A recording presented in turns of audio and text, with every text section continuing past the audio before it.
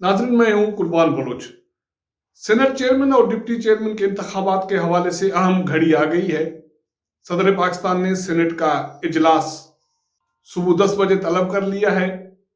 इसके हवाले से उसका एजेंडा भी जारी कर दिया गया है, जिसमें 9 मुंतखब सेनेटर्स का हल्फ शामिल है। उसके बाद चेयरमैन और डिप्टी चेयरमैन का इंतखाब है और उसके बाद उसका हल्फ है। उसके साथ साथ सियासी बुनियादों पे इल्जाम तराशी के बहुत सारे अंबार लगे हुए हैं। आज एक अहम इल्जाम मुस्लिम लीग नून के सेनेटर ने लगाया है कि उसको फोन करके पीडीएम के उम्मीदवार को वोट न देने के लिए कहा गया है और उनको ये कहा गया है कि हुकूमती नामजद सेनेट उम्मीदवार चेयरमैन सादिक संजरानी को वोट दे, गिलानी को वोट न दे। ये फोन कौन कर रहा है?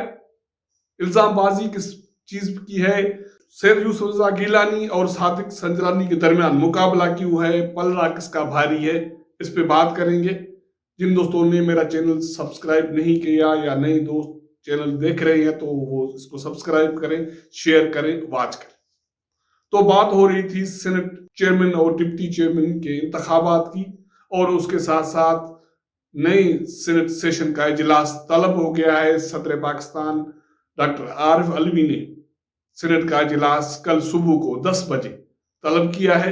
उसके साथ साथ सेनेट का जो एजेंडा है वो भी जारी कर दिया गया है। ये आप देख सकते हैं कि ये 2 सफ़ात पे मबनी एजेंडा है, जिसमें सेक्रेटरी सेनेट पहले 9 मुंतखब सेनेटर्स को वेलकम करेंगे और उसके बाद वो सदर की तरफ से नामजद प्रेसिडेंट ऑफिसर का नाम का ऐलान करेंगे, जो नए मुंतखब सेनेटर्स को हल्फ उठाएगा। उसके बाद इजलास में वक्फा होगा और उस वक्फे के दौरान चेयरमैन और डिप्टी चेयरमैन के इंतखाबात के लिए नामजदगी फॉर्म जमा कराए जाएंगे। पहले मरहले में सेनेट चेयरमैन का इंतखाब होगा, वो खुफिया बैलेट के जरिए होगा। उसके बाद जो नए चेयरमैन मुंतखब होंगे वो हल्फ लेने के बाद डिप्टी चेयरमैन का इंतखाब करवाएंगे और वो भी खुफिया राय शुमारी के जरिए होगा। ये तो हो गया सेनेट के मामूल की कार्रवाई, एजेंडा की कार्रवाई। दूसरी तरफ जो सियासी मैदान है वो सख्त गर्म है, सख्त मुकाबला है। जिस घड़ी का इंतजार था वो घड़ी है अपोजिशन के लिए भी और इमरान खान के लिए। लेकिन सारी सूरत हाल में अगर ये देखा जाए तो मुश्किल ये पड़ रही है पीटीआई के लिए कि उनके लिए हर घड़ी मुश्किल से मुश्किल बनती जा रही है, क्योंकि उनके जो नामजद उम्मीदवार हैं चेयरमैन के लिए सादिक संजरानी साहब और डिप्टी चेयरमैन के लिए इमरान खान ने सेनेटर मिर्जा मोहम्मद आफरीदी को नामजद किया है। कहा यह जा रहा है कि पीटीआई के लिए बहुत मुश्किल की घड़ी है कि दोनों अराकीन, दोनों अहम ओहदों पे जो भी ये दोनों लीडरान साहबान हैं, उनका पीटीआई से कोई भी कभी भी वास्ता नहीं पड़ा। क्योंकि सादिक संजरानी, आपको याद होगा कि 2018 में जब मंजर पे आया तो उसका बाप से ताल्लुक था, बलूचिस्तान अवामी पार्टी से। उसके बाद जब वो चेयरमैन बना तो उसने वो छोड़ दी। अब वो किसका मेंबर है, किसका नुमाइंदा है, ये किसी को पता नहीं, ये सिर्फ फरिश्ते जानते हैं। यही सूरत हाल deputy chairman senator Mirza Mohammad Afridi की है, जिसको इमरान खान ने नामजद किया है। इन दोनों का मुकाबला पीडीएम के उम्मीदवारों से है, सादिक संजरानी का मुकाबला सैयद यूसुफ रजा गिलानी से है और सेनेटर मिर्जा मोहम्मद आफरीदी का मुकाबला मौलाना अब्दुल गफूर हैदरी से है। अब इसमें क्या बनने जा रहा है? मुकाबला सख्त है, इसलिए कि एक तो सेनेट में अपोजिशन और जो आजाद मेंबरान हैं उनकी तादाद हुकूमती तादाद से ज्यादा है। जमायत इस्लामी का एक वोट है, कुछ आजाद मेंबरान हैं। इस तरह अगर उनको अपोजिशन में गिना जाए तो उनका जो तादाद है वो 53 हो जाता है और जो हुकूमती तादाद है वो 47 है। अब देखना यह है कि जो आजाद सेनेटर्स हैं उनका बड़ा अहम किरदार है। उसके साथ साथ जमायत इस्लामी के अमीर का भी बड़ा एक वोट है, उसका भी अहम किरदार होगा। लेकिन अब देखना यह है کہ حکومت کی طرف سے کتنی لوگ اپوزیشن کو سپورٹ کرتے ہیں یا اپوزیشن کی طرف سے صادق سنجرانی کی حمایت میں لوگ آ جاتے ہیں، کیونکہ کہا یہ جا رہا ہے کہ ایک مشکل صورتحال پی ٹی آئی کے لیے یہ بنی ہے کہ یہ دونوں اراکین جو اہم عہدوں کے لیے نامزد ہوئے ہیں ان کا پی ٹی آئی سے کوئی تعلق نہیں ہے۔ اگر پی ٹی آئی سے تعلق نہیں ہے تو کیا وہ بھی ڈاکٹر حفیظ شیخ کی طرح ہار جائیں گے؟ کیا پی ٹی آئی کے لوگ سینیٹرز اب ان لوگوں کو ووٹ نہیں دیں گے؟ تو یہ ایک بڑا سوال ہے، چیلنج ہے پی ٹی آئی کے لیے۔ اس کے لیے آج سارا دن وزیر اعظم عمران خان نے اتحادیوں سے میٹنگ کی، اس کے بعد کور کمیٹی کی میٹنگ ہوئی، اس میں بہت سارے لوگوں کو مختلف ذمہ داریاں دے دی گئیں۔ اب دیکھتے ہیں کہ ان کا کیا اثرات آتے ہیں سامنے، کیونکہ یہ چیز عمران خان سینٹ کے انتخابات میں کر چکے ہیں لیکن اس کے پازیٹیو نتائج سامنے نہیں آئے۔ لیکن اب یہ بڑا چیلنج ہے عمران خان کے لیے، نہ صرف عمران خان کے لیے، کہا یہ جا رہا ہے کہ صادق سنجرانی، آفریدی صاحب جن کے لوگ ہیں ان کے لیے بھی بڑا چیلنج ہے۔ اب دیکھنا یہ ہے کہ یہ مقابلہ کہاں رکتا ہے، کہاں تھمتا ہے اور کون اس مارکے میں کامیاب ہوتا ہے۔ عمران خان اب نصیحتیں کرنے لگے ہیں۔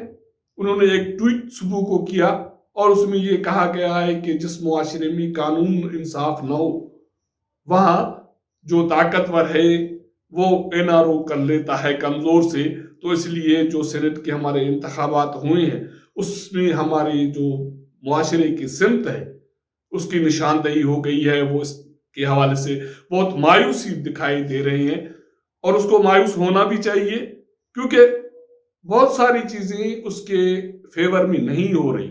اور اسی طرح سینٹ کے انتخابات میں اس طرح ہوا۔ اب چیئرمین اور ڈپٹی چیئرمین کے انتخابات میں بھی بہت سارے انومان ہیں، بہت سارے خدشات ہیں پی ٹی آئی کو، کیونکہ ایک بڑا الزام جو پی ٹی آئی پہ آیا ہے یا ان قوتوں پر آیا ہے جو یہ سینٹ کے انتخابات کے حوالے سے ایک پارٹی بنی ہوئی ہے۔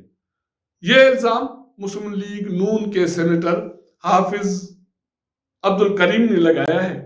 اس کا یہ کہنا ہے کہ سینٹ کے انتخابات کے بعد اس کو ابھی تک 9 مارچ تک 3 سے زیادہ فون کالز آ چکی ہیں، جس میں واٹس ایپ پہ بھی فون کال شامل ہیں، جس میں اس کو یہ کہا گیا ہے کہ وہ یوسف رضا گیلانی کو ووٹ نہ دیں لیکن حکومت کے امیدوار کو ووٹ دیں۔ سینیٹر حافظ عبدالکریم کے ساتھ آج سابق وزیر اعظم شاہد خاقان عباسی، احسن اقبال کے ساتھ انہوں نے ایک پریس کانفرنس کی ہے اور انہوں نے کہا ہے کہ جن لوگوں نے انہیں فون کیے ہیں وہ بہت ذمہ دار لوگ ہیں۔ انہوں نے نام نہیں لیے، شاہد خاقان عباسی نے بھی نام نہیں لیے اور ان کا یہ کہنا تھا کہ یہ نام وہ ضرورت کے وقت سامنے لائیں گے۔ اب بڑا سوال یہ پیدا ہوتا ہے کہ یہ اہم ذمہ دار لوگ کون ہیں؟ کیا یہ پی ٹی آئی کے ہیں؟ یہ فرشتے ہیں؟ یہ کسی اور مخلوق کی طرف سے یہ کالز آئی ہیں؟ تو یہ ایک بڑا سوال مسلم لیگ والوں نے یہاں چھوڑا ہے، کیونکہ ان کا یہ کہنا ہے کہ ان کے لوگوں پہ بہت پریشر ہے کہ وہ سید یوسف رضا گیلانی کو ووٹ نہ دیں۔ یہ بات اس سے پہلے پریس کانفرنس سے پہلے مسلم لیگ کی نائب صدر مریم نواز نے ٹویٹ کے تھرو کی اور انہوں نے یہ الزام لگایا کہ ان کے پارٹی کے سینیٹرز کو ہراساں کیا جا رہا ہے، دباؤ کا شکار بنایا جا رہا ہے۔ اب اس صورتحال میں اگر سینٹ کے انتخابات شفاف نہیں ہوتے یا پی ٹی آئی کے نامزد امیدوار جیت جاتے ہیں تو کیا ایوان بالا کے کردار پہ، اس کی اہمیت پہ، اس کی ساکھ پہ کوئی سوالات نہیں اٹھائیں گے؟ اگر سوالات اٹھیں گے تو ان کا ذمہ دار کون ہوگا؟ کیونکہ بہت ساری آپ چیزیں دیکھ سکتے ہیں کہ جوڑی جا رہی ہیں یا تو حکومت سے یا اسٹیبلشمنٹ سے، اور حکومت بدقسمتی سے عمران خان کی حکومت، اس کی کابینہ کے ممبران، خاص کر کے شیخ رشید جیسے لوگ اتحادی، ان کو مزید مشکلات کا شکار بنا رہے ہیں، क्योंकि आज जब कोर कमेटी की मीटिंग हुई और हुकूमत इत्तेहादियों की मीटिंग हुई तो शेख रशीद साहब मीडिया पे बात करते हुए ये इल्जाम लगा रहे थे कि साबिक सदर आसिफ जरदारी ने करोड़ों रुपए देकर यूसुफ रजा गिलानी के लिए वोट खरीदे, उन्होंने आसिफ जरदारी का नाम लिया। अब उसको ये साबित करना पड़ेगा कि आसिफ जरदारी ने पीटीआई के किन लोगों को वो पैसे दिए और किन लोगों से वोट खरीदे। अगर ये साबित हो जाता है तो फिर यकीनी तौर पे एक जमहूरी अमल में आसिफ जरदारी के लिए ये अच्छा अमल नहीं होगा, लेकिन पीटीआई के उन लोगों के लिए भी सजा होनी चाहिए जिन लोगों ने पैसे लिए और अपने आप को फरोख्त किया, अपने जमीर को फरोख्त किया, अपना वोट फरोख्त किया। तो इसके हवाले से शेख रशीद को बहुत सारी जिम्मेदारी का मुजाहरा करना पड़ेगा और इल्जामात के सबूत सामने लाने पड़ेंगे ताकि आइंदा ऐसे इक़दामात को रोका जाए और जो जमहूरियत पे, हमारी पार्लियामेंट पे जो उस पे दाग लग रहे हैं उसको रोकने के लिए मजीद इक़दामात करने पड़ेंगे, वरना ये ऐवान बाला या पार्लियामेंट ये भी अपनी अफादियत खो बैठेंगे तो फिर हमारे पास बचेगा क्या। ये ऐसे सवाल आते हैं जिस पर संजीदगी से गौर करने की जरूरत है और हमें बहुत सारे हुकूमत को, रियासती इदारों को बहुत सारे ऐसे इक़दामात करने की जरूरत है जिससे ये इल्जामात के दाग धुल सके। जो सूरताल सीनेट चेयरमैन और डिप्टी चेयरमैन के इंतखाबात के हवाले से जो भी अपडेट होगी आपको आगाह करेंगे, आपको अपडेट करेंगे। अगर हमारा ये प्रोग्राम पसंद आए तो अपने दोस्तों के साथ शेयर कीजिएगा, अपना इनपुट हमें जरूर दीजिएगा। आपके साथ मुलाकात होगी अगले प्रोग्राम में, तब तक इजाजत दीजिएगा। अल्लाह हाफिज।